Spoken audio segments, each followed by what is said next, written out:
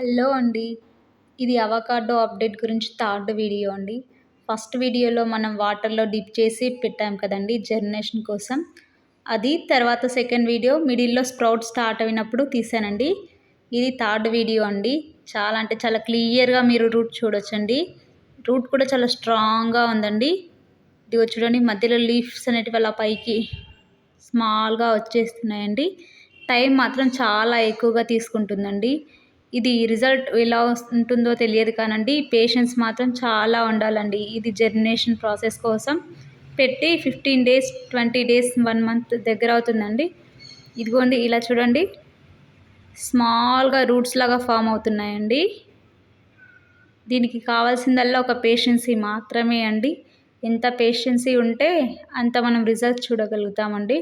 Next చూడాలండి ఈ tree మనకి ఫ్రూట్స్ ఇస్తుందో లేదో ఇంకా.